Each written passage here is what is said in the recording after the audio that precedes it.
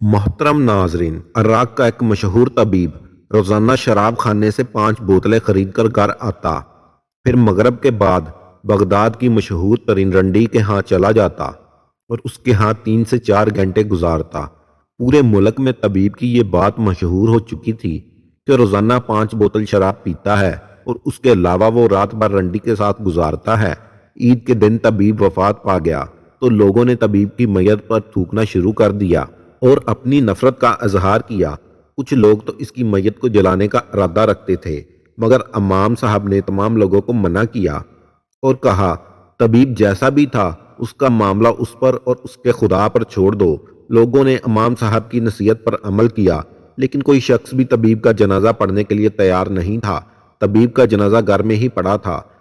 तबीब की बीवी ने जब अपने शौहर की तौहीन देखी तो उसे यह बर्दाश्त न हुआ और उसने शहर के लोगों को तबीब का एक ऐसा राज बताया जिसको सुन के तमाम लोग रोने लगे। और फिर तबीब शहर बगदाद का मशहूर तरीन तबीब था। वो अपने ज़माने का सबसे बड़ा तबीब था, जिसकी हिकमत के चर्चे दूर दराज के इलाकों तक फैले हुए थे। इसके बारे में एक बात मशहूर थी कि वो मरीजों की बात सुनकर मर्ज की नौबत बता देता है। जो लोग इसके बारे में शकूक व शुबाहत में मुब्तला थे, उन्होंने तबीब को आजमाना चाहा और मरीज की बात लेकर उसकी खिदमत में हाजिर हो जाते हैं। फिर अपनी आंखों से इस बात का मुशाहदा करते हैं कि तबीब साहब मरीज की बात सुनकर बीमारी की नौबत बता देते हैं। एक दफ़ा तबीब की खिदमत में एक ऐसे लड़के को लाया गया जो बहुत लागर हो चुका था। ऐसा महसूस होता था जैसे वो हड्डियों का ढांचा है और उसके अंदर गोश्त मौजूद ही नहीं है। उस लड़के की रंगत काली स्याह पड़ चुकी थी। एक बादशाह का इकलौता बेटा था और बादशाह अपने बेटे की खातर अपना सारा मालो दौलत, अपनी तमाम जायदाद लुटाना चाहता था। बादशाह ने तबीब से कहा कि मैं आपको 500 घोड़े दे दूंगा और इसके अलावा आप जिस चीज़ की तमन्ना करेंगे मैं आपकी झोली में ला दूंगा, अगर आपने मेरे बेटे को बचा लिया। तो बादशाह की ये बात सुनकर तबीब ने बादशाह से कहा, मुझे मालो दौलत का हिर्स बिल्कुल नहीं है, शफा मिन जानब अल्लाह है। मैं तो एक वसीला हूँ जिसके ज़रिए अल्लाह ताला जिसको चाहे शफा दे और जिसको चाहे बीमारी में जकड़ ले। ये अल्लाह ताला की आजमाइश है जिसके ज़रिए वो अपने बंदे को आजमाता है। और इसके बाद तबीब साहब ने लड़के की नब्ज़ चेक की और उसके बाप से कहा, अगर आप इस लड़के को कुछ दिन पहले मेरे पास लाते तो शायद इस लड़के की जान बच जाती, लेकिन अब मर्ज आखिरी स्टेज पर पहुंच चुकी है और लड़के के पास बहुत कम ही वक्त है। आप लड़के को वापस घर ले जाएं ताकि ये अपनी जिंदगी के आखिरी अयाम आराम से गुजार सके। बादशाह रोने लगा। तबीब ने पूछा कि आप मुझे तफसील से बताएं, मेरे बेटे के पास कितना टाइम है। तबीब ने कहा, मेरे अंदाजे के मुताबिक आपके बेटे के पास एक माह का वक्त है। एक माह के बाद आपका बेटा शायद इस कमजोरी को मजीद बर्दाश्त ना कर पाए।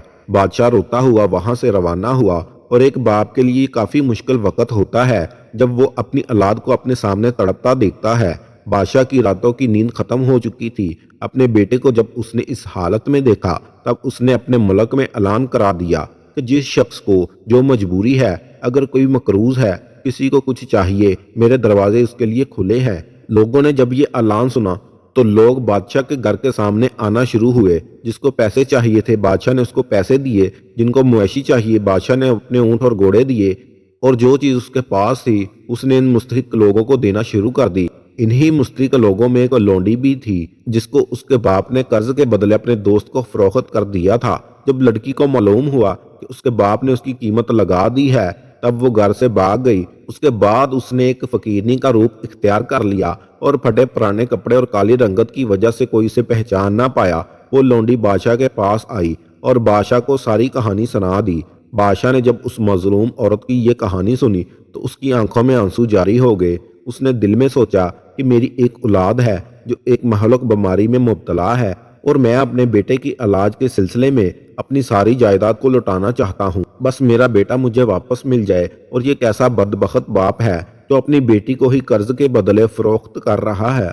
बादशाह ने उस औरत के सर पर हाथ रखा और कहा, मुझे अपना बाप ही समझो। मैं तुम्हारे बाप की तरह तो नहीं हूँ, मगर मैं ऐसा बाप हूँ जो अपने बेटे को ही अपनी पूरी कायनात समझता हूँ। बादशाह ने पहनने के लिए उस औरत को नया लिबास दिया और कर्ज की मतलूबा रकम उसको दे दी और वो रकम लेकर अपने बाप के दोस्त के पास आई और उसके मुंह पर रकम फेंक कर कहा, ये लो पैसे, आइंदा मेरा पीछा मत करना। आप मेरे बाप की उम्र के हैं और मैं आपकी बड़ी इज्जत करती थी, लेकिन मुझे नहीं मालूम था کیا آپ وہ شخص ہیں جو اپنی بیٹی کی عمر کی لڑکی پر نظر رکھتے ہیں؟ میں شروع سے ہی آپ کی نیت سے واقف تھی، مگر میں خاموش رہی۔ مگر جیسے ہی تجھے موقع ملا تو نے تو مجھے خریدنے کی کوشش کی۔ مجھے تو اس بات پر افسوس ہے کہ آپ کی بیٹیاں بھی میری ہم عمر ہیں، لیکن آپ نوجوان بیٹیوں کے باپ ہونے کے باوجود اتنے گرے کیسے ہو سکتے ہیں؟ وہ چالاک آدمی دانت پیستے رہ گیا، کیونکہ اب اسے معلوم تھا کہ لڑکی اس کے جال سے آزاد ہو چکی ہے۔ اسی طرح بادشاہ نے تمام لوگوں کی مدد کی جتنی وہ مدد کر سکتا تھا۔ 29 دن گزر چکے تھے اور آج یعنی آخری دن تھا۔ طبیب کے بقول آج کے دن ہی اس کے بیٹے نے اپنے باپ اور خاندان سے جدا ہو جانا تھا، ایک ایسے سفر پر چلے جانا تھا جہاں سے واپسی بالکل ممکن نہیں تھی۔ اپنے پیاروں کی جدائی انسان کو ویسے ہی اندر سے کھوکھلا کر دیتی ہے۔ بادشاہ تو پہلے ہی اندر سے مر چکا تھا۔ بادشاہ سے اپنے بیٹے کو تڑپتا برداشت نہ ہوا، وہ دیکھ نہ پایا اور گھر سے چلا گیا۔ اس نے وہ رات گھر سے باہر ایک میدان میں گزاری۔ ساری رات وہ اپنے بالوں میں خاک ڈالتا رہا اور روتا رہا۔ صبح ہوئی تو اسے محسوس ہوا وہ مٹی پر لیٹا ہے اور اسے نیند نہیں آئی تھی بلکہ بے ہوش ہو چکا تھا۔ وہ جلدی سے گھر کی طرف بھاگا کہ اپنے بیٹے کے کفن دفن کا بندوبست کرے، مگر جیسے ہی گھر میں گیا تو حیرانی کی انتہا نہ رہی۔ 1 ماہ گزر جانے کے باوجود اس کا بیٹا زندہ تھا۔ اس کے دل میں امید کی کرن پیدا ہوئی۔ ہر گزرتے دن کے ساتھ اس کے بیٹے کی طبیعت پہلے سے بہتر ہوتی رہی اور صحت مند ہو رہا تھا۔ جب 40 سے 50 دن گزر گئے اور اس کے بیٹے کی طبیعت سنبھل گئی تو اس نے اللہ کا شکر ادا کیا۔ اس کے بعد طبیب کی طرف روانہ ہوا اور اسے بتایا کہ اس کے بیٹے کو 1 ماہ گزر جانے کے باوجود زندہ ہے۔ بادشاہ نے طبیب سے کہا، حکیم صاحب آپ نے تو کہا تھا کہ آپ کا بیٹا 1 ماہ کے بعد مر جائے گا، لیکن یہ تو زندہ ہے۔ آپ نے ایسا کیوں کہا؟ آپ نے تو میری جان ہی نکال دی۔ حکیم نے بادشاہ سے کہا، میں ایسا نہیں بتاؤں گا، پہلے آپ لڑکے کو میرے سامنے لاؤ، پھر یہ جان سکو گے وہ صحت یاب کیسے ہوا۔ بادشاہ نے اپنے بیٹے کو اپنے ساتھ دوبارہ حکیم کے پاس لایا تو حکیم نے اس کے بیٹے کی نبض چیک کی۔ پھر حکیم نے کہا کہ بات دراصل یہ ہے کہ تمہارے بیٹے کا علاج موجود تھا، لیکن وہ علاج 1 ماہ کے اندر ممکن نہیں تھا۔ میں علاج تمہیں بتا کے مزید تمہیں افسردہ نہیں کرنا چاہتا تھا، اس لیے میں خاموش رہا۔ 1 ماہ کے اندر تمہیں ایک نایاب نسل کا سانپ ڈھونڈنا تھا، پھر اس سانپ کو مار کر تمہیں زمین کے اندر دفن کرنا تھا، پھر عین اس جگہ جہاں تم نے اس سانپ کو مارا تھا کوئی جوار کاشت کرنی تھی۔ جب جوار پک جاتی تو اس نے اپنے بیٹے کو وہ جوار کھلانی تھی۔ اب یہ 6-7 ماہ کا کام تھا جو تمہیں 1 ماہ کے اندر ہی کرنا تھا، ایسا ممکن نہیں تھا، اس لیے میں نے تجھے یہ علاج بتایا ہی نہیں۔ یاد کرو جب تم اپنے بیٹے کو میرے پاس لائے تھے اس دن تم نے اپنے بیٹے کو کیا کھلایا تھا؟ کچھ نہ کچھ ایسا ضرور کھلایا تھا، کوئی ایسا پھل یا ایسا پودا جو تمہارے بیٹے نے کھا لیا۔ بادشاہ نے حکیم کی بات سنی تو حیران ہوا اور اس بات کا اقرار کیا کہ ہاں، جب آپ نے مجھے بتایا کہ تمہارے بیٹے کا علاج ممکن نہیں ہے تو یہاں سے واپسی پر میرے بیٹے کو پیاس کی شدت محسوس ہوئی، مگر میرے پاس پانی موجود نہیں تھا۔ میں نے مشک چیک کی لیکن اس کے اندر پانی نہیں تھا۔ میں پریشان تھا، بچہ پیاسا تھا۔ تھوڑے سے فاصلے پر مجھے جوار کی فصل نظر آئی۔ جوار کی فصل میں داخل ہوا اور ایک دانہ جوار توڑ لیا، پھر اس کا رس نکال کر بیٹے کو پلایا۔ حکیم صاحب نے بادشاہ سے کہا، اس جگہ دوبارہ جاؤ، دیکھو جوار کی فصل جہاں سے تو نے دانہ توڑا تھا، پھر اسی زمین کی کھدائی کرو۔ بادشاہ نے زمین کی کھدائی کی تو اس کی آنکھیں باہر آ گئی، کیونکہ واقعی وہاں ایک نایاب نسل کا سفید سانپ کی باقیات پڑی تھی۔ یہ تو ایک بہانہ تھا، لیکن بچانے والی ذات اللہ کی تھی۔ بادشاہ کو اس بات کا یقین نہیں تھا کہ اس نے اپنے مال سے جن لوگوں کی مدد کی تھی تو کسی نہ کسی غریب کی دعا کے صدقے اللہ تعالیٰ نے میرے بیٹے کو دوبارہ زندگی عطا کی۔ کئی برس بعد جب بادشاہ کے بیٹے کی شادی ہوئی تو اس کے دل میں آیا کہ حکیم کو اپنے بیٹے کی شادی کے موقع پر دعوت دینی چاہیے، اس کی بدولت آج میرے بیٹے کو یہ زندگی ملی۔ اس حکیم کے وسیلے سے اللہ تعالیٰ نے میرے بیٹے کو شفا عطا کی۔ بادشاہ نے اپنا ایک مختصر سا قافلہ ساتھ لیا اور حکیم کی طرف روانہ ہوا، مگر جب وہ بغداد شہر سے 2-3 کلومیٹر دور حکیم کے آبائی گاؤں میں پہنچا تو اس کی آنکھیں باہر آ گئی، کیونکہ جس دن وہ حکیم کے گاؤں میں پہنچتا تو اس دن حکیم صاحب کی وفات ہو چکی تھی۔ لیکن کوئی حیرانگی والی بات نہیں تھی۔ زندگی موت اللہ کے ہاتھ میں ہے۔ جس دن رب نے بلایا تو بندے کو اپنے رب کے حضور حاضر ہونا پڑے گا۔ مگر سب سے زیادہ حیرت کی بات یہ تھی کہ حکیم صاحب کا جنازہ اس کے گھر میں پڑا تھا۔ اس کی بیوی اپنے بال کھول کر حکیم کے جنازے پر رو رہی تھی۔ اس کے علاوہ علاقے کا کوئی فرد اس کے گھر میں موجود نہیں تھا۔ یہ دیکھ کر وہ بادشاہ حیران ہوا کہ میں کیسے علاقے میں آ گیا ہوں؟ کیا اس علاقے میں میت کو دفنانے کا کوئی انتظام نہیں ہے؟ یا اس علاقے کے لوگ ایسے ہی کرتے ہیں؟ بادشاہ نے حکیم کی بیوی سے پوچھنے کی کوشش کی تو وہ غم میں ڈوبی ہوئی تھی۔ اس نے بادشاہ کو کچھ نہ بتایا سوائے روتے ہوئے اتنا ہی بتایا کہ میرا شوہر زانی نہیں تھا۔ یہ گاؤں والے میرے شوہر کو کیوں زانی کہتے ہیں؟ یہ زانی نہیں ہے، میرا شوہر متقی شخص تھا۔ حکیم کی بیوی کے یہ الفاظ سن کر بادشاہ کے دل میں تجسس پیدا ہوا۔ ساتھ ساتھ وہ بہت پریشان ہوا کہ آخر معاملہ کیا ہے۔ گھر کے باہر آیا، پڑوسیوں کے دروازے پر دستک دی اور ایک شخص نے دروازہ کھولا تو بادشاہ نے اس شخص سے پوچھا کہ آپ کے پڑوس میں ایک شخص کی وفات ہے کہ آپ کا مذہب اس بات کی اجازت نہیں دیتا کہ آپ کے پڑوسی کے گھر وفات ہو جائے تو آپ اپنے گھر میں بیٹھے رہیں؟ اور اس شخص نے بادشاہ سے کہا آپ ہی اسے دفنا لیجیے، ہم تو ایسے ناپاک شخص کے جنازے میں شامل نہیں ہونا چاہیں گے۔ یہ کہہ کر اس شخص نے گھر کا دروازہ اندر سے بند کر دیا۔